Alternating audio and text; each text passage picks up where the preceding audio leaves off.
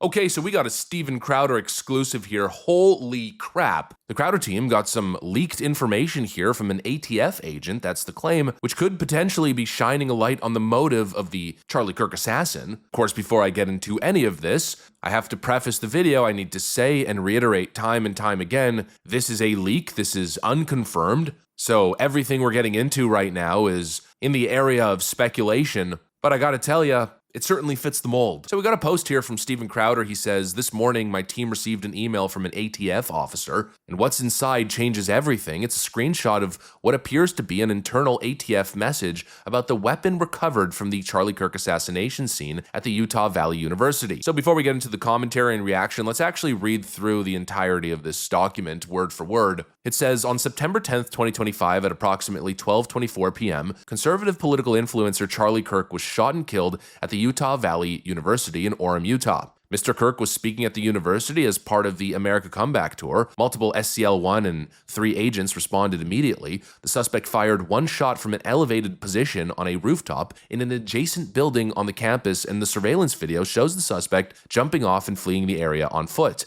ATF and other law enforcement located an older model imported Mauser .306 caliber bolt action rifle wrapped in a towel in a wooded area near the campus. Now, this is actually interesting because I don't know if you guys remember, we saw those agents in a wooded area right behind some suburban homes just near the university. Let's go ahead and play that clip again. There are about 6 armed men in the backyard of a home right next to UVU campus. Apparently they are looking for another suspect. Maybe another suspect has not been apprehended, and they're actively searching.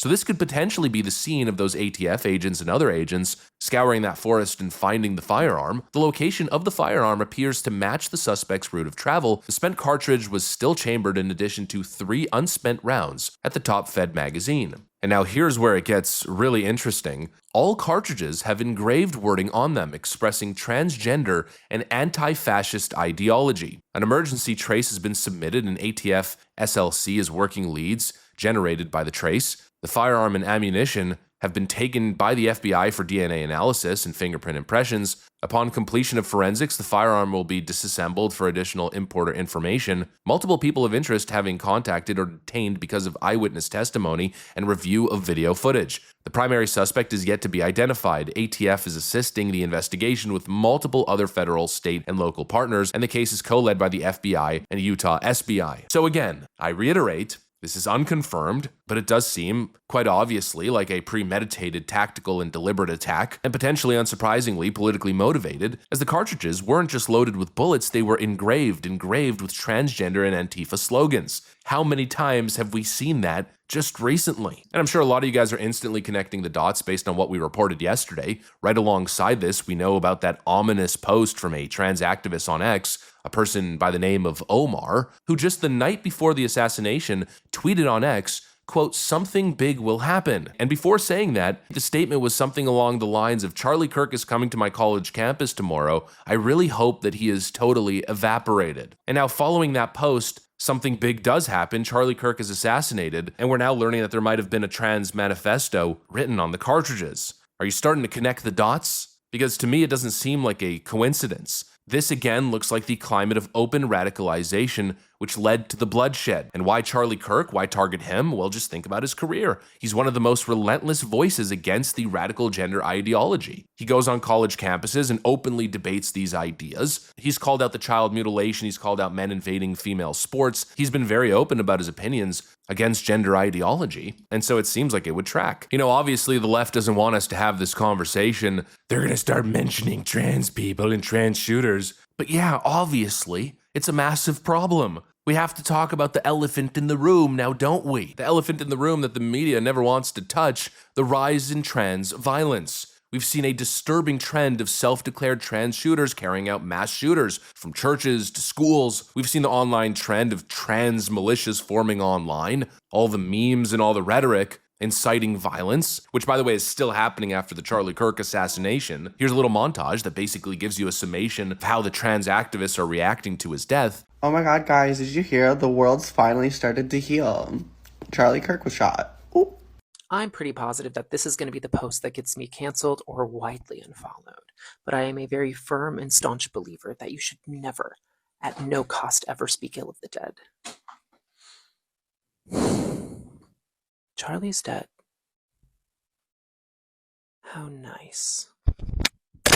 Bitch. The new South Park episode's gonna be too good. He said that gun deaths are worth it to keep the Second Amendment. Alright, bet. You're telling me I wake up from a nap and a cis white man's shot and killed? Oh my god. Maybe the laws will change. Maybe they'll change.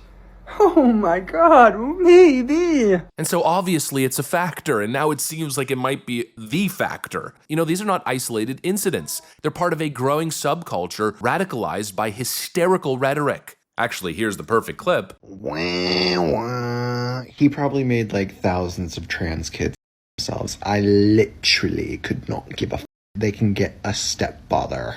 No sympathy for Charlie Kirk because this trans individual, this deranged individual, believes that Charlie Kirk is responsible for thousands of trans deaths. Absolutely disgusting, out of touch with reality, total delusion and paranoia. They've convinced themselves that words are violence. They blame Charlie Kirk personally for trans deaths simply because he has different views on child mutilation surgeries and men and women's sports. And so they pick up guns and justify murder, I guess, as self-defense, as rising against fascism. It's a twisted mindset that goes from online ranting on Reddit or other social media boards to now loading a rifle and pulling the trigger. Now again, I'm not saying that that's absolutely what happened. We still don't have the full facts here, and we'll wait for the confirmed details from law enforcement. But even though it's not confirmed, it's still an issue. There's still obviously an issue of a rise in trans violence. And now, if it turns out that this is legitimate, that the ATF did in fact find trans ideology and anti-fascist rhetoric engraved in the shooter's weapon, well then let's put it together. Charlie Kirk was not killed by chance. He was potentially assassinated by a radical motivated by the exact ideology that the left at large, that the leftist academic institutions and the leftist activist movements are pumping into young people for years. And, you know, Occam's razor, the most simple and likely explanation is probably the truth. Well, knowing Charlie and his stances, understanding the threat that he was facing before even stepping foot on the campus, and it potentially proves exactly what we've been warning about for years, that the Democrat Party and the activist left have created a monster, and now we're staring that monster directly in the face. Anyways, that's pretty much what I got for you guys. Thanks for watching, and I'll see you on the next one.